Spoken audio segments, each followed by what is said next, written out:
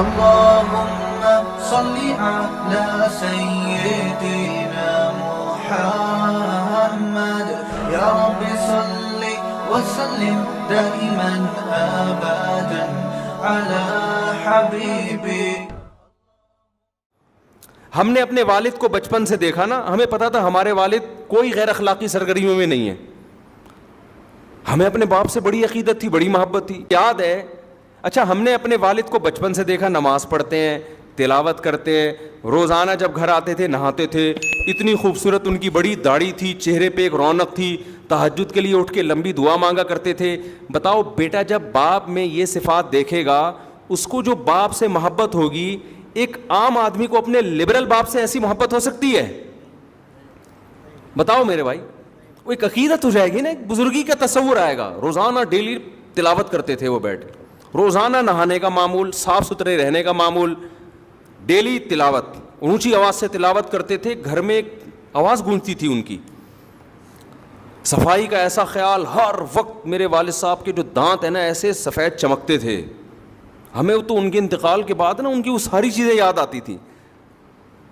اور کوئی گٹکا نہیں, کوئی پان نہیں, کوئی سگریٹ نہیں. تو میں پتہ ہے میرے ذہن میں کیا تصور تھا, دنیا میں سب سے اچھے کون ہیں؟ میرے والد ہیں. مجھے ایسا لگتا ہے, میں دوسروں کے ابا کو دیکھتا تھا سگریٹ پی رہے ہیں, میں کہتا یار ان کے بیٹوں کے دلوں میں ابا کا تقدس کیسے آئے گا؟ باپ تو اسی شکل میں اچھا لگتا ہے نا. ارے دوست تو ٹھرکی ہونا اچھا لگتا ہے, ابے وہ ادھر لڑکیوں کو چھیڑ رہا ہے, ادھر چھیڑ رہا ہے, یار یہ فرینڈ ہے, بڑا آزاد قسم کا فرینڈ. اس کو تو لوگ کہتے ہیں بڑا کیا ہے, صوفی دوست. کسی کو اچھا نہیں لگتا, لیکن باپ کیسا اچھا لگتا ہے؟ باپ تو نیک ہی اچھا لگتا ہے نا. تو ہم دیکھتے تھے ایسی نماز کی پابندی کرتے ہیں, ایسی تلاوت کی پابندی, کوئی غیر اخلاقی سرگرمیوں میں نہیں. کبھی کوئی گھنٹی کی شکایت آئی ہو محلے سے, کیا خیال ہے بھائی؟ مجھے یاد ہے ایک دفعہ میری والدہ نے, میرے اپنے والد کے بارے میں ایسا کانسیپٹ بن چکا تھا, پھر باتیں بھی اچھی اچھی کرتے تھے. اچھا ہم دوسروں کو دیکھتے تھے, جو بوڑھے لوگ ہیں نا, دوسروں کے ابوؤں کو دیکھتے تھے. کسی کے ابو کی برائی نہیں کر رہا میں, لیکن ایک کمپیئر کر رہا ہوں نا. تو وہ دیکھتے تھے کہ جب وہ دفتر سے آتے یا ریٹائر ہونے کے بعد وہ تھڑے بنا کے نا بیٹھے رہتے تھے درخت کے نیچے. بہت سے بزرگ حضرات کو ہم نے دیکھا بیٹھے رہتے, گپے مارتے رہتے. کن گپے مار رہے ہوتے تھے, کھل کھلا کے ہنسنے, ہاں ہاں ہو, ادھر غیبت, اس کی غیبت, ٹائم ویسٹنگ, کیونکہ ریٹائر ہو گئے, کوئی کام نہیں ہے تو سارا دن بھر بیٹھ گئے, یہ سب چیزیں. میں اپنے والد صاحب کو دیکھتا تھا, وہ کبھی بھی اس طرح کسی ایکٹیویٹی میں مجھے نظر نہیں آئے. وہ جب ریٹائر ہو گئے تو کیا کرتے تھے وہ بیٹھ کے, میں نے ہم کو کبھی ویڈیو گیم کھیلتے ہوئے نہیں دیکھا. ہم نے بوڑھوں کو ویڈیو گیم کھیلتے ہوئے بھی دیکھا ہے, ڈرامے میں دل بہلا رہے ہیں ٹائم پاس کرنے کے لیے. ہم دیکھتے تھے کہ ہمارے والد صاحب نہ ڈرامہ, ٹی وی تو ہمارے گھر میں آنے ہی نہیں دیا نا والد صاحب نے, نہ ڈراموں میں دل بہلاتے تھے, نہ ناول پڑھ کے ٹائم ویسٹ کرتے تھے, نہ کہیں تھڑوں پہ بیٹھ گئے ادھر ادھر. والد صاحب کو شوق تھا بچوں میں بیٹھنے کا. جب دفتر سے آتے تھے نا, ان کو شوق تھا کہ والدہ آ کے بیٹھیں اور بچے بیٹھیں. ان میں لطیفے بھی سناتے تھے. میں جو بیانات میں لطیفے سناتا ہوں زیادہ تر میں نے اپنے والد سے سنے ہیں, سمجھ رہے ہیں نا. بھی بچوں کو ٹائم دیتے تھے, گھر میں آ کے بیٹھ کے لطیفے بھی یعنی ایسا صوفی مزاج نہیں تھے کہ خشک جسے کہتے ہیں, گپ شپ والے, ہنسی مذاق والے گھر میں. تو کیا کرتے تھے کہ ہم نے, میں اب کمپیئر کرتا ہے نا انسان, نہ گٹکا کھا رہے ہیں, نہ پان کھا رہے ہیں, نہ سگریٹ پی رہے ہیں, نہ ناول پڑھتے ہوئے. اخباریں جہاں آیا کرتا تھا لوگ چاٹتے تھے صبح سے. 3 عورتیں 3 کہانیاں آتی تھیں اس وقت نا, 3 عورتیں 3 کہانیاں, سب پڑھ پڑھا کے بیٹھے ہوئے ہوتے تھے. اسی پہ پورے ہفتے تبصرہ چلتا تھا. ڈرامے آتے تھے, اسکول ہم جاتے تھے لوگ ڈراموں کا تبصرہ کر رہے ہوتے تھے. تو والد صاحب کو نہ ڈراموں کا, اس کو سمجھتے تھے یہ ٹائم ویسٹنگ ہے, یہ وقت کا ضیاع ہے. تو فارغ وقت میں کیا کریں گے بھائی, یا تو تلاوت کر لی, یا بچوں میں بیٹھ کے گپ شپ لگا لی, یا کہیں ملنے کے لیے چلے گئے کسی قریبی رشتہ دار سے, یا بہت زیادہ کیا کیا. حضرت حکیم اختر صاحب رحمہ اللہ تعالیٰ بڑے بزرگ تھے, ان کے ملفوظات پڑھ کے نا اس کے نوٹس تیار کرتے تھے. یہ بڑا زبردست, تو اپنی ڈائریاں رکھی ہوئی تھیں, اس میں وہ لکھ لیا کہ یہ بڑی زبردست بات ہے. پھر جب کبھی تبلیغ والوں کا بیان ہوتا تو کبھی کبھار والد صاحب کو بھی بیان ملتا, تو اس میں وہ پڑھ پڑھ کے سناتے, یہ دیکھو انہوں نے, بزرگ نے کتنی اچھی بات کہی ہے, یہ دیکھو یہ بزرگ نے, یہ حضرت نے کتنی اچھی بات. کہیں بھی ان کو پورے مہینہ کو ان کی ڈائری تھی, کوئی اچھی حکمت کی بات ملتی تھی تو اسے نوٹ کر لیتے تھے.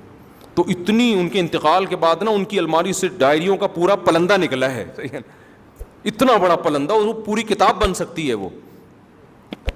تو ہمیں ان سے بڑی عقیدت تھی, بڑی محبت تھی. مجھے یاد ہے ایک دفعہ میری والدہ نے اتنی بات کہی نا, تو میرے دل میں اتنا غم ہوا کہ یار کاش مجھے والدہ میرے والد کے بارے میں یہ بات نہ بتاتی. اب میں سوچتا ہوں یہ تو کوئی بڑی بات نہیں تھی, لیکن ہم نے عقیدت کا ایسا معیار بنایا ہوا تھا نا. وہ بات کیا تھی, میری والدہ نے بتایا کہ تمہارے ابو نے, ابا تو امی سے شیئر کریں گے نا ایسی دل کی باتیں, ہمارے سامنے تھوڑی شیئر کریں گے. ابا نے, ہماری اماں نے بتایا کہ تمہارے ابا نے بتایا جب وہ کنوارے چھڑے چھاڑ تھے نا 18-20 سال کے, تو انڈیا میں ایک فلم لگی ہوئی تھی سینما گھر میں, وہ فلم دیکھنے گئے تھے. جب دیکھ کے آئے تو انہوں نے فلموں سے ہمیشہ کے لیے توبہ کر لی. مجھے افسوس اس پر ہو رہا تھا دیکھی کیوں انہوں نے فلم.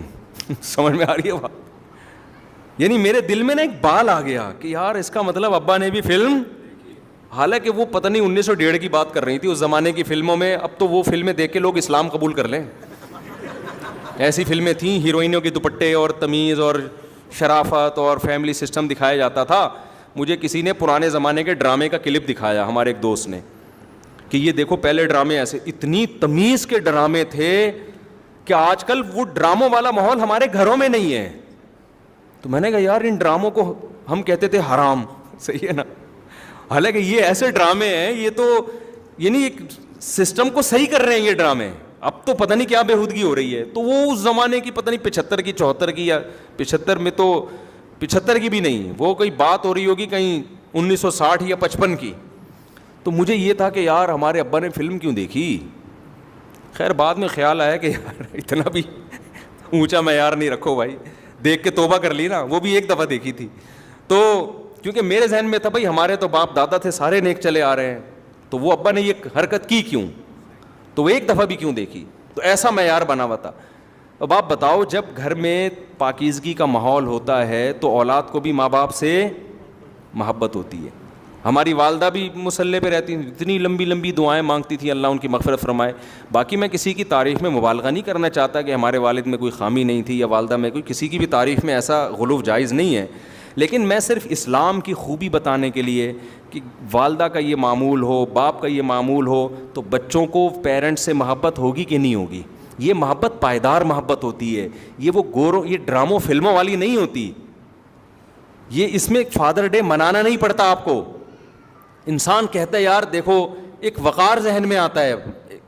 ہماری دادی ہر وقت, ان کا نا ایک تخت تھا, اس پہ بیٹھی رہتی تھی, مسلوں کی تہیں لگی ہوئی تھیں, نماز روزے میں لگی ہوئی ہیں, ہر وقت ہاتھ میں تسبیح, شوال کے پورے روزے, رمضان میں کئی قرآن ختم ہو رہے ہیں. اور اللہ معاف فرمائے ایک ایپ تھا ان میں, پڑوسیوں کے جا کے ڈرامہ لازمی دیکھتی تھیں, بس یہ ایک ایپ تھا ان میں. لیکن ڈرامے کے وقت بھی کیا چل رہی ہوتی تھی, تسبیح. اور ڈرامے ایسا انجوائے کرتی تھی ڈرامے کو, وہ ڈرامے میں نا وہ بندہ رو رہا ہے تو یہ بھی رو رہی ہیں, اور پھر تبصرے بھی ساتھ ساتھ. جیسے کسی نے ڈانٹ دیا نا, ہائے اتنی زور سے تو نہیں ڈانٹنا چاہیے بیچاری کو, ویسے تبصرے بھی ان کے. سادہ لوگ تھے نا, ہم کہتے تھے دادی یہ سچی مچی کا نہیں ہے, یہ جھوٹی موٹی کا ہو رہا ہے. یہ ایپ تھا ان کے اندر. باقی کیا ہے, نماز, تہجد, دعائیں, شوال کے پورے روزے, سنت روزے, یہ سارے معمولات, کوئی جھوٹ نہیں, کوئی چالاکیاں جو آج کل مارکیٹ میں پھیل گئی ہیں, اس کی جڑیں کاٹو, اس کو یہ کرو, اور غموں پہ صبر کرنا. میری دادی نے مجھے بتایا کہ میرے پتہ نہیں 7 یا 8 بچے بچپن میں فوت ہوئے ہیں, 7 یا 8 بچے. لیکن کیسا صبر کیا نا, جو پیدا ہونے کے بعد فوت ہو گئے, کیسا صبر. تو ان چیزوں سے اللہ نے غیر مسلموں کو کیا کیا ہے, بولو, محروم. باپ کے منہ سے شراب کی اسمیل آ رہی ہے. لڑکے کو پتا ہے میرا ابا پتہ نہیں کتنی لڑکیوں سے دوستیاں لگا چکا ہے, اب جا کے میری اماں سے اس نے شادی کی ہے. وہ وقار ختم, رشتے آپس میں ریلیشن کیا ہو گئے, ختم. ہر آدمی انڈیپینڈنٹ ہے, اپنی لائف انجوائے کر. ایک صاحب بڑے لبرل تھے, اپنے بیٹے کو لندن میں فون کر کے کہہ رہے تھے, بیٹے کا فون آیا, ڈیڈی پاپا کوئی چیز کی ضرورت تو نہیں ہے آپ کو. کہتے ہیں no I am happy, so enjoy your life, style میں نا. میرے سامنے بیٹھے ہوئے ان کو سمجھا رہے تھے, I am happy, enjoy your life. بیٹا تم نے فون کر کے پوچھ لیا, بس کافی ہے, لائف کو انجوائے کرو. بیٹا کہہ رہا تو میں آپ کے مشورے پہ تھوڑی کروں گا انجوائے, میں تو میں ویسے ہی کر رہا ہوں, باپ نے بھی کی تو ہمیں بھی کرنے دو. تو میں ویسے ہی احتیاطاً پوچھ رہا تھا, مفتی صاحب کا اس دن بیان سن لیا تھا, ابا کا کبھی کبھار خیریت پوچھنی چاہیے, تو میں ویسے ہی پوچھ رہا تھا خیریت سے ہیں نا, انجوائے کر رہے ہیں؟ تو مجھے لگا تھا یہ کہہ رہے تھے بیٹا میں تو اب انجوائمنٹ کے قابل, لائف کو انجوائے کرنے کے قابل رہا نہیں ہوں. خیر, تو اللہ نے خدا کی قسم اسلام میں بے پناہ سکون رکھا ہے, ریلیشن ہے, محبتیں ہیں, خدمتیں ہیں. باپ کی پیشانی پہ جنت تلاش کرتا ہے انسان, ماں کے قدموں میں جا. اب ماں بھی اگر ایسی ماڈرن لبرل, بتاؤ ماں اس ہولیے میں اچھی لگے گی کہ سلیو لیس, بلکہ ایک تو ہاف سلیو ہوتا ہے نا, تو سلیو لیس کپڑے پہن کے وہ جا رہی ہو نائٹ کلب میں, آپ کی ممی جا رہی ہیں کہاں, کلب جا رہی ہیں. یہ گرل فرینڈ میں تو یہ شاید سوٹ کر جائے ٹھیک ہے, اماں میں یہ چیز. تو یہ جو مارکیٹ میں جس قسم کی لیڈیز چل رہی ہیں, آپ کیا سمجھتے ہیں جو نائٹ کلبوں میں, اتنا تو ابھی ہمارا حساب ماڈرن نہیں ہوا کہ لڑکیاں نائٹ کلب میں جانا شروع کر دیں, لیکن ہو جائے گا 50-60 سال کے بعد, کیونکہ یلغار ہے نا وہاں سے جو کلچر ہم لے رہے ہیں, تو آہستہ آہستہ یہ بھی ہو جائے گا, جاؤ اسی طرف رہے ہیں. تو آپ کا کیا خیال ہے, یہ بڑھاپے میں اچھی ماں لگیں گی؟ بولو. آپ کہہ سکتے نہیں بڑھاپے میں ان کے سروں پہ دوپٹہ آ جائے گا, بڑھاپے میں ان کے ہاتھ میں تسبیح آ جائے گی. نا نا نا نا نا نا, بڑھاپے میں وہی مسجد میں آتا ہے جس کی جوانی اچھی گزری ہو. جتنے بوڑھے آپ کو مسجدوں میں نظر آتے ہیں نا, یہ سارے جوانی سے آ رہے ہیں, تو بڑھاپے میں نہیں ہوتا, الا ماشاء اللہ 1000 میں کسی ایک کو اللہ توفیق دے دیں. کیونکہ صحیح حدیث ہے, نبی صلی اللہ علیہ وسلم کی حدیث ہے, یحرم ابن آدم ویشب فیہ اثنتان, انسان جیسے جیسے بوڑھا ہوتا ہے 2 چیزیں اس میں کم ہونے کے بجائے بڑھتی ہیں, الحرص علی المال وطول الامل, لمبی لمبی امیدیں, دنیا کی محبت, یہ چیزیں کم ہونے کے بجائے بڑھتی ہیں. کیا مطلب؟ جوان ہوتی ہیں یہ, تو جوان وہی چیز ہوتی ہے جو پیدا ہو چکی ہو, جوانی میں تھی ختم نہیں ہوئی, تو بڑھاپے میں یہ اور زیادہ اسٹرانگ ہو جائے گی. جوانی میں آپ کو مشہور ہونے کا شوق ہے, بڑھاپے میں یہ شوق کم نہیں ہوگا بلکہ بڑھ جائے گا. جوانی میں آپ کو شوق تھا میں مشہور ہو جاؤں, ہر آدمی میری عزت کرے, ہر جگہ میرا استقبال ہو, نہیں ہو رہے, آپ کو ٹینشن ہو رہی ہے, کم ہوگی ٹینشن. لیکن آپ نے یہ شوق ختم نہیں کیا نا, آخرت کا خوف پیدا کر کے, آخرت کی لالچ پیدا کر کے. اب جیسے جیسے آپ بوڑھے ہوں گے یہ شوق آپ کا جوان ہوگا, اور ڈپریشن آپ کی کم ہونے کے بجائے بڑھے گی, پھر اسی ڈپریشن سے مرو گے آپ. یہ ٹینشن اور زیادہ ہوگی بڑھاپے میں, یار کیوں مجھے لوگ رسپیکٹ, اور بڑھاپے میں آپ کی رسپیکٹ کیا ہوگی؟ ختم. کیونکہ بڑھاپے میں آپ کو عزت صرف آپ کی اولاد دیتی ہے, خوب سمجھ لو. جوانی میں آپ کو عزت دینے والے بہت سے لوگ آپ کے اندر کوئی ایبلٹی ہے اس کی بیس پہ دیں گے. آپ اچھے کھلاڑی ہیں, ویلکم جی, آپ نے آخری بال پہ چھکا مارا تھا, آئیے تشریف لائیے. جب بوڑھے ہو گئے تو اب آپ کے اندر وہ صلاحیت ہی ختم ہو گئی, تو جو محبت کی بیس تھی جب وہ ختم ہو گئی تو محبت باقی رہے گی؟ بولتے کیوں نہیں؟ دیکھو آپ کو کوئی کسی حسینہ سے محبت ہے اس کے حسن و جمال کی وجہ سے, حسن ختم تو محبت کہاں گئی؟ دل لینے چلے گی محبت. آپ کو محبت ہے, اچھی ایکٹنگ کرتا ہے, کوئی ایکٹر ہے, جب بڑھاپے میں ایکٹنگ ختم تو محبت بھی کیا؟ بولو نا, ختم. آپ کو یہ تھا کہ یار بڑا اچھا باکسر ہے, اس بیس پہ آپ اس کے میچز دیکھتے, آپ اس کے کھیل دیکھتے, اور بڑا آپ کا دل چاہتا ہے میں اس سے ملوں. جب اس کی وہ بڑھاپا آ گیا, باکسنگ کے قابل نہیں رہا, تو وہ عزت بھی کیا ہو گئی؟ ختم. تو بڑھاپے میں حقیقی عزت صرف کس سے ملتی ہے؟ اولاد سے. اور کمال کی بات پتہ ہے کیا ہے؟ دنیا میں صرف ایک ماں باپ کا رشتہ ایسا ہے کہ جو جتنے بوڑھے ہوں اتنے زیادہ اچھے لگتے ہیں, اس کے علاوہ کوئی بھی رشتہ ایسا نہیں ہے. ایک اور رشتہ ہے, وہ ہے روحانی باپ کا, جس کو علماء یا بزرگان دین کہا جاتا ہے. یا تو روحانی باپ بن جاؤ, صحیح ہے نا, یا جسمانی باپ بن جاؤ. پھر جتنے بوڑھے ہوگے اتنے کیا ہوگے؟ اتنے اچھے لگو. کہتے ہیں نا بیوی جتنی جوان ہو اور ماں جتنی بوڑھی ہو, یہ مشہور ہے. الٹا کر دیا, اگر اماں جوان ہے اور بیگم صاحبہ کی عمر 80 سال ہے, تو یہ حساب کتاب کیا ہے؟ یہ سیٹ نہیں.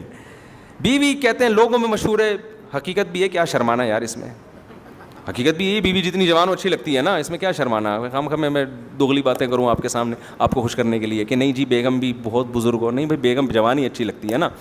ہاں ایسا نہ ہو کہ بزرگ ہو چکی ہو, چھوڑ دیں آپ اس کو جا کے. پھر اس سے ایک اور وجہ سے محبت ہوتی ہے کہ آپ کے ساتھ اس نے اتنا ٹائم گزارا ہے, آپ کے بچوں کی ماں ہے. محبت تو ہوتی ہے لیکن اس کا رخ کیا ہو جاتا ہے, چینج ہو جاتا ہے.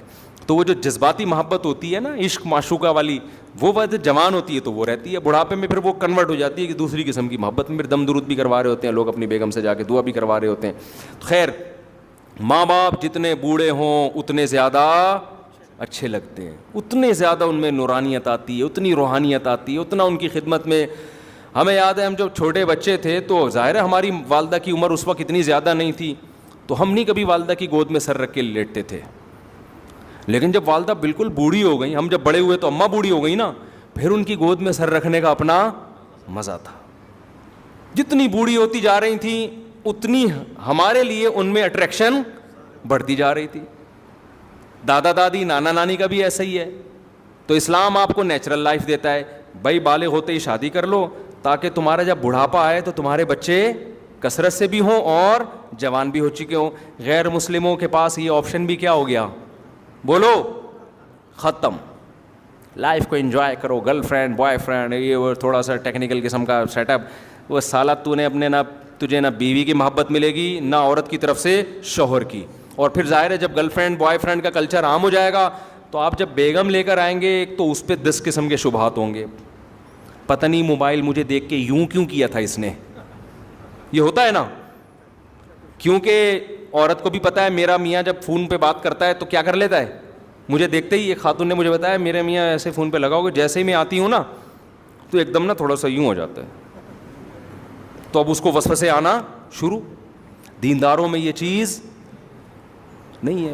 لڑکی باپ کے گھر سے زندگی میں پہلا مرد آیا, اس کی زندگی میں وہ وفا کرتی ہے, اس نے مرد دیکھے نہیں ہیں, اس میں حیا ہوتی ہے, وحشت ہوتی ہے اس کو دوسرے مردوں سے. مرد اپنی نگاہیں جھکا کے زندگی گزاری, اس کی زندگی میں جو عورت آئی وہ اس کی بیوی بن کے. اس کو پتہ ہے یار یہ حلال ہے.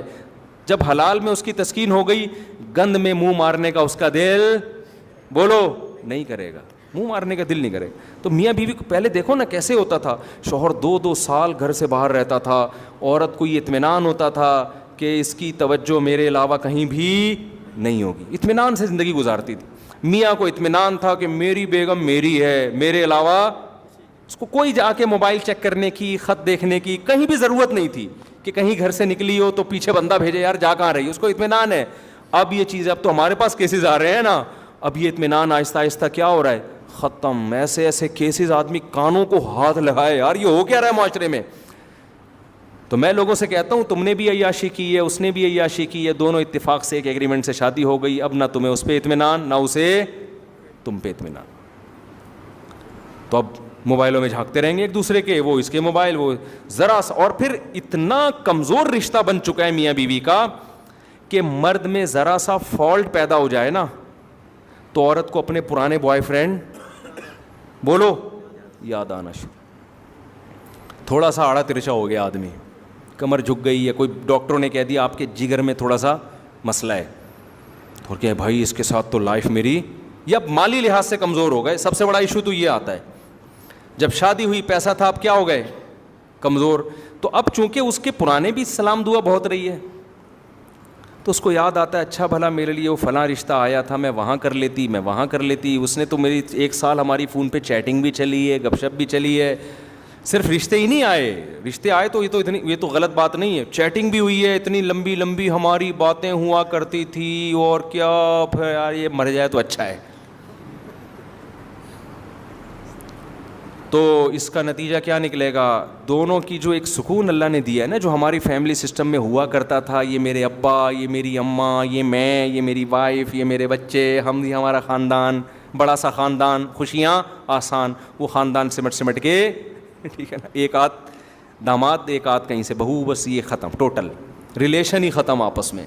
اور ان کا بھی آپس میں اتنا کمزور ریلیشن کہ ان کو بھی ایک دوسرے پر اطمینان نہیں ہے, کیونکہ درندوں کی طرح زندگی گزری ہے. تو کیا خوبصورت نظام ہے یار اسلام کا. ایسا وقتی مزے کو اسلام کہتا ہے قربان کر دو, دائمی مزے دوں گا میں تمہیں. اور ہمیں تو اللہ نے اور آسانی دے دی یار, حلال معذرت کے ساتھ 4 کر سکتے ہو, ٹھیک ہے نا, بہت معذرت کے ساتھ. خواتین بھی بیان سن رہی ہیں تو اس میں ٹینشن ہے. لوگ یہی کہتے ہیں یار اتنی ٹینشن کے ساتھ ہم شادی کریں. خدا کی قسم وہ ٹینشن وقتی ہے, زنا سے کروڑا گنا بہتر ہے وہ ٹینشن. زنا کی طرف کبھی نہ جاؤ. یہ ایسی آگ ہے نا آگ, اس میں جو ایک دفعہ گھسا 1000 میں 2-4 ہوتے ہیں جو واپس آتے ہیں, ورنہ اس میں جب ایک دفعہ اس دلدل اور گند میں گھس گئے تو واپس نکلنا بہت مشکل. زانی 100 بار توبہ کرتا ہے پھر گھستا ہے اسی گند میں, اور اس کی جو گھریلو لائف ہے اس سے تباہ و برباد ہو جاتی ہے. گھریلو لائف, اولادوں کو بھی پتہ چل جاتا ہے ہمارے ابا کی حرکتیں کیا ہیں. اب جو ہمارے پاس کیس آ رہے ہیں, بچے بتا رہے ہوتے ہیں ہمارے ابا یہ کر رہے ہیں, اور بچے کو جب پتا چلے ابا ماشاءاللہ پکڑے گئے ہیں, تو بچے کی کیا دل میں عظمت رہے گی. پھر باپ اسے ڈانٹے گا تو بچہ بھی آگے سے جواب دے گا, ہمارے ابا نے تو ہمیں بڑے بڑے موٹے موٹے پائپوں سے پکڑ کے مارا ہے, مگر مجال ہے کہ ہماری آواز کبھی ابا کے سامنے اونچی نہیں ہوئی. کیوں؟ ہمارے دل میں ایک تقدس تھا کہ یار یہ نیک آدمی ہے, یہ ہمیں مار رہے ہیں تو ہمارے فائدے کے لیے. ایک جلال ہوتا ہے, ایک روب ہوتا ہے. مارا پیٹا بھی ہے, پھر پیار بھی کیا, منایا بھی, سب کچھ. لیکن اگر ابا کی حرکتیں معاذ اللہ کسی کی ٹھیک نہ ہوں, تعلقات ہوں, غیر اخلاقی سرگرمیاں ہوں, پھر بیٹا کہتا ہے ابا ہمارے کون سے ٹھیک ہیں, یہ مجھ پہ ہاتھ کیوں اٹھا رہے ہیں, یہ تو میرے لیول کے ہیں. تو یہ بہت خطرناک. اور اسی وجہ سے ایک اور بات میں کہتا ہوں, دیکھو اگر کسی شخص کو آپ نے غیر اخلاقی حرکتوں میں دیکھ لیا ہے, اللہ کا واسطہ دے کے کہتا ہوں اس کی اولاد کو کبھی بھی نہ بتاؤ. بیٹے کے سامنے باپ کی برائی کرنا اتنا بڑا جرم ہے نا, کہ جو بیٹے کے لیے مربی تھا آپ نے اسی پر اعتماد بیٹے کا ختم کر دیا. اب بچے کے پاس کوئی تربیت کرنے والا نہیں. اب نہ وہ اپنے ٹیچر کو مانے گا نہ کسی بزرگ کو مانے گا, کیونکہ اللہ نے بیٹے کے لیے سب سے بڑا مربی اور مقدس رشتہ اس کے باپ کو بنایا. باپ جتنی غیر اخلاقی سرگرمیوں میں ہو, اولاد کے سامنے ہمیشہ اس کے باپ کی اچھائی بیان کروں, کہ اولاد کے لیے بہرحال وہ اچھا ہی سوچتا ہے. لوگ بڑا جرم کرتے ہیں, بیٹوں کے سامنے اس کے باپ کی برائیاں کر رہے ہوتے ہیں, تمہارا باپ ایسا, تمہارا باپ ایسا. تو یہ بہت خطرناک. ہمیں یاد ہے ایک دفعہ ایک شخص آیا, کسی کی باپ کی برائی کرنے لگا نا, دوسرے بندے نے کہا یار اس کے سامنے اس کے فادر کی برائی نہ کرو, یہ بہت بری حرکت ہے. مجھے بڑا اچھا لگا, اس نے فوراً ٹوک دیا. تو یہ بہت بڑا جرم ہے. اسی طرح عورت کے سامنے اس کے شوہر کی, شوہر کے سامنے عورت کی, ان ریلیشن کو شریعت نے جوڑنے کا حکم دیا ہے. ایک دوسرے کی برائی کسی کے سامنے, ان ریلیشن کے بارے میں کبھی بھی نہ کیا کرو. بڑے بھائی کے بارے میں چھوٹے بھائی کو ہمیشہ ہی بتاؤ تمہارا بڑا بھائی بہت نائس آدمی ہے. لوگ کیا کر رہے ہوتے ہیں, بڑے بھائی کے بارے میں چھوٹے کو بتا رہے ہوتے ہیں, یار تیرا بھائی ایسا ہے, تیرا بھائی ایسا. چھوٹے کے دل میں بڑے کے خلاف جذبات. حالانکہ باپ سے زیادہ خیر خواہ کوئی نہیں ہو سکتا اولاد کا, بڑے بھائی سے زیادہ بھی خیر خواہ کوئی نہیں ہو سکتا. لوگ کہتے ہیں میرا بھائی تو بہت غلط ہے. میں کہتا ہوں مجھے بتاؤ, اگر تمہارا ایکسیڈنٹ ہو اور تم روڈ پہ پڑے ہوئے ہو, لوگ فون ملا کے سب سے پہلے کس کو فون کریں گے, باپ یا بھائی کو, اور فوراً وہ پہنچے گا, فوراً پہنچے گا, وہ علاج بھی کرائے گا, پیسے نہیں ہوں گے بھیک مانگے گا لوگوں سے. ان ریلیشن کا اس وقت پتہ چلتا ہے جب انسان کو ضرورت پڑتی ہے. ایسے ہی تھوڑی شریعت نے کہہ دیا کہ قاتل سے قصاص لینے کا حق باپ کو اور بھائی کو ہے, کیونکہ ان کو جو تکلیف پہنچتی ہے وہ کسی اور کو نہیں پہنچتی. بات کو سمیٹ کے جلدی سے ختم کرتا ہوں. جو اصل بات میں آپ کے سامنے عرض کر رہا تھا کہ اسلام دین فطرت ہے, جس کی وجہ سے چہروں پہ بھی سکون پیدا ہوتا ہے. جو اسلام پہ چلتے ہیں ان کے چہروں پہ اللہ رونق پیدا کر دیتے ہیں. ہم نے علماء صلحاء کے چہروں پہ رونق دیکھی, ان کے چہروں میں سکون اطمینان دیکھا, حالانکہ ان کے پاس انٹرٹینمنٹ کے لیے کچھ بھی نہیں ہوتا. غربت میں بھی خوش ہوتے ہیں. اور کلو من الطیبات, یہ آیت میں بتا رہا تھا, قرآن کیا کہتا ہے, پاکیزہ چیزیں کھاؤ, وَاعْمَلُوا صَالِحًا, عمل کو بھی کیا کرو, پاک کرو. گندے عمل بھی نہ کرو. جھوٹ بولنا ناپاک عمل ہے, زنا کرنا ناپاک عمل ہے, ہوس کرنا ناپاک عمل ہے. انسان پیسہ کمائے حلال طریقے سے استغنا کے ساتھ. استغنا کا مطلب کیا ہے, لالچ نہ کرے. اس کی جیب پہ نظر, اس کی جیب پہ نظر, اس کے جناب بٹوے میں گھسنے کی کوشش کر رہا ہے, اپنا پیسہ چھپا رہا ہے تاکہ لوگ مجھے تعاون کرنا بند نہ کریں. ایک غریب ہے ہمارے جاننے والوں میں, مجھے پتہ ہے بہت غریب ہے. میں نے ایک دن اس کو بلا کے زکوٰۃ دے دی, تو وہ نہیں لے رہا تھا. کہہ رہا ہے یار اللہ کا دیا میرے پاس بہت ہے, مجھے کیوں دے رہے ہو زکوٰۃ. میں نے زبردستی, مجھے پتا تھا نہیں ہے, سفید پوش ہے اور نوجوان لڑکا, زبردستی میں نے زکوٰۃ پکڑائی اس کو. ضرورت تھی اس کو واقعی, خاندانی ہونے کی دلیل. 2 مہینے بعد آ کے وہ پیسے واپس کیے, کہہ رہے میرے پاس اب پیسوں کا انتظام ہو گیا, یہ آپ واپس لے لیں. میں نے کہا تیرا باپ بھی لے گا بھی ہے, سمجھ رہے ہو نا. میں نے کہا ہمیں خاندانی لوگوں کی کیا ہوتی ہے, تلاش ہوتی ہے. لچڑ لوگ معاشرے میں زیادہ نظر آئیں گے, آپ نے ایک پیسے پکڑائے, پھوٹ پھوٹ کے رونا شروع کر دے گا, ہائے ہائے میرے گھر میں تو کچھ تھا ہی نہیں, ہائے ہائے. حالانکہ میں گیا ہوں لوگوں کے گھروں میں نے سروے کیا ہے نا, کسی نے کہا نا کچھ نہیں ہے, پہنچ گئے ہم ان کے گھر, اچھا بھلا کھا پی رہے ہو, منہ میں بھیک کی تمہاری جو ہے نا ایک ذلت.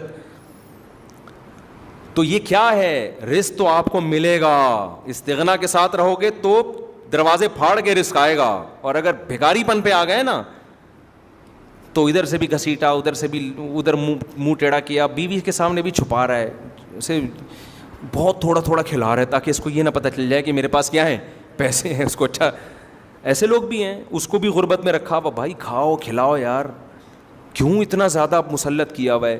لیکن یہ ہوس اس وقت تک ختم نہیں ہوگی جب تک آپ دنیا کو مسافر خانہ نہیں سمجھو گے. آخرت کو ہدف بناؤ گے تو پھر سینہ کشادہ ہو جائے گا, یار چلتا ہے. تو یہ ہوس یہ کیا ہے, یہ بھی گندا اور ناپاک عمل ہے. یہ تمام قسم کی ناپاکیوں سے اپنے آپ کو بچاؤ گے نا تو آپ پاک ہو جاؤ گے. اور راحت کس میں ملتی ہے, پاک ہونے میں یا ناپاک ہونے میں؟ پاک میں راحت. تو صرف جسمانی غسل سے سکون نہیں ملتا, روحانی غسل سے جو سکون ملتا ہے وہ جسمانی غسل سے کئی گنا زیادہ ہے, کئی گنا زیادہ اس میں سکون اللہ نے رکھا ہے. تو نہ جھوٹ بولے انسان, نہ لالچ کرے. آج لالچ بہت, دیکھو لالچ کا مطلب پتہ ہے کیا ہوتا ہے, غیر اخلاقی طریقوں سے پیسہ کمانا. غیر اخلاقی طریقے, کسٹمر کے گھر تک پہنچ گئے منت سماجت کرتے کرتے, یہ لے لو یہ چیز لے لو. مجھے بڑا غصہ آتا ہے ایسے لوگوں پر. آپ نے دیکھا ہوگا ہوٹلوں میں کہ باہر لوگ کھڑے ہوتے ہیں, آپ کہیں جا رہے ہو گاڑی کے سامنے آگے کھڑے ہو جاتے ہیں, سر پلیز یہاں آئے. یہ غیر اخلاقی طریقہ ہے. آپ نے ہوٹل بنا دیا, ایک بورڈ لگا دیا, یہاں اچھے کھانے دستیاب ہیں, ہمارا دل چاہے گا ہم گھس جائیں گے, نہیں تو چھوڑو یار, باڑ میں جائے تیری ایسی کی تیسی, ایسے بولو اچھا لگے گا. کھانا ہے کھا, نہیں تو نکل یہاں سے. کوئی زکوٰۃ تھوڑی بٹ رہی ہے یہاں پہ, بزنس ہے بھائی, بزنس کے اسٹائل میں ہوگا تو لینا ہے لو, نہیں تو یہاں سے دفع ہو یہاں سے. ایسا ہی ہونا چاہیے نا, دفع نہ کریں, بد اخلاقی نہ کریں. کہ مثال دے رہا ہوں, دل میں یہی ہونا چاہیے بھائی جو میرے اب صدر میں آپ دکانوں میں چلے جاؤ, آپ جا رہے ہوتے ہیں, صوفی صاحب بیٹھیے تو صحیح, کہاں جا رہے ہیں, بیٹھے نا, کہاں جا رہے ہیں. او بھائی یہ غیر اخلاقی طریقہ ہے. آپ نے شاپ کھول لی, آپ آرام سے بیٹھو, بد اخلاقی نہ کرو کسٹمر کے ساتھ. کوئی آپ کی طرف دیکھتا ہے تو آنکھ مار لو, آ جا بھائی, دیکھ ہی نہیں رہا, اس کے پیچھے جا رہے ہیں. بہن کہاں جا رہی ہیں, انٹی نہیں بولتے, ان کو پتہ ہے پر پھر جاتی رہے گی, رکے گی نہیں. کسی خاتون کو انٹی بول دیا نا, وہ سمندر میں جا کے منوڑا کے گر جائے گی, وہ پیچھے مڑ کے نہیں دیکھے گی. تو بڑے ہوشیار ہوتے ہیں. تو سسٹر کہہ رہے ہوتے ہیں آئیے, بھابھی آئیے, یہ کہہ رہے ہوتے ہیں, پیچھے تک جا رہے ہوتے ہیں. بھائی تمیز سے کماؤ یار. آپ کا کوئی بزنس ہے, اسی جیسا بزنس دوسرے نے بھی کھول لیا, کوئی بات نہیں یار, جو جس کے مقدر میں جو کسٹمر ہوگا آئے گا. لیکن ایک آدمی اسی جیسا بزنس کرتا ہے تو اپنے کو آپ کو پروموٹ کرنے کے لیے آپ کی ٹانگیں کھینچ رہا ہوتا ہے کہ یار اس کو کسی طرح سے. میں ایک دفعہ ایک بائک والے کے پاس گیا اپنی بائک ٹھیک کرانے کے لیے, ہر مہینے اسی کے پاس جاتا تھا. ایک دن وہ اتفاق سے اس کی ورک شاپ بند تھی تو میں ساتھ والے کے پاس چلا گیا. ساتھ والے سے جب میں نے بائک ٹھیک کروانے لگا تو اس نے کہا آپ اس کے پاس جاتے ہو؟ میں نے کہا ہاں. کہہ رہے میں ایک بات بتاؤں, یہ بندہ ٹھیک ہے نہیں. تو آپ برا محسوس کرو گے, آپ مولانا صاحب ہیں, کسی کی اپنے پڑوسی کی برائی کرنی نہیں چاہیے, لیکن چونکہ آپ بہرحال ایک عزت, ان کے خیال میں ایک عزت دار آدمی تھا, تو میں اس لیے بتا رہا ہوں کہ آپ نہ جائیں. مجھے بہت برا لگا اس کا یہ عمل. میں نے کہا اس کے پاس جاؤں نہ جاؤں, تیرے پاس آئندہ کبھی بھی نہیں آؤں گا. حالانکہ عین ممکن ہے وہ سچ کہہ رہا ہو. ہر سچ کہنے کا نہیں ہوتا جب تک آپ کے پاس کوئی واضح دلیل نہ ہو. دلیل نہیں ہے تو کیوں الزام لگا رہے ہو؟ ثابت کرو. آپ ثابت آپ کر نہیں سکتے, آپ کسٹمر کو چکر میں ڈال دیا نا آپ نے. میں ایسے ہی الزام لگا دوں وہ بندہ 2 نمبر ہے, حالانکہ مجھے پتا ہے, لیکن جب تک میرے پاس اس کو پروف کرنے کی کوئی دلیل نہیں ہے, مجھے اجازت نہیں ہے کہ میں لوگوں کو اس کے بارے میں ورغلاؤں, اس لیے کہ اگلا میری بات پہ کیوں یقین کرے گا. تو میں نے کہا بھائی میرے دل میں سوچا اس کا تو مجھے پتہ نہیں کہ 2 نمبر ہے یا نہیں ہے, تیرے بارے میں مجھے یقین ہو گیا کہ تو کیا ہے, اپنے پڑوسی کی ٹانگیں کھینچ رہا ہے. تو ہر بات کہنے کی بھی نہیں ہوتی, یہ آپ کے 2 نمبر ہونے کی علامت ہے. آپ بیٹھو یار, آپ یہ سوچو ہم نے کوئی ٹھیکہ تھوڑی لیا ہوا ہے. اور کوئی دلیل سے بات کرتا, بتا دیتا کہ اس دن جو آپ نے انجن ٹھیک کروایا تو اس انجن میں اس نے یہ والا پرزا آپ چیک کر لیے گا جا کے چائنا کا ڈالا ہے, یہ دلیل سے بات ہوتی, میں چیک کر لیتا واقعی بھائی وہ 2 نمبر ہے. مجھے پھر یہ جائز ہے تاکہ دوسرے کو نقصان ہو. لیکن آپ ہوائی بات کر رہے ہو, وہ بندہ ٹھیک نہیں ہے. کیوں ٹھیک نہیں ہے؟ اس کو کہتے ہیں جرح مبہم. مبہم کا مطلب ایویں پھینک دو آپ بیٹھ کے. حدیث میں جب جرح ہوتی ہے نا کہ یہ راوی ضعیف ہے, تو جرح کی دو قسمیں ہوتی ہیں, ایک جرح مفسر کہلاتی ہے, ایک جرح مبہم. تو تمام محدثین کا اتفاق ہے کہ جرح مبہم کا اعتبار نہیں ہوگا.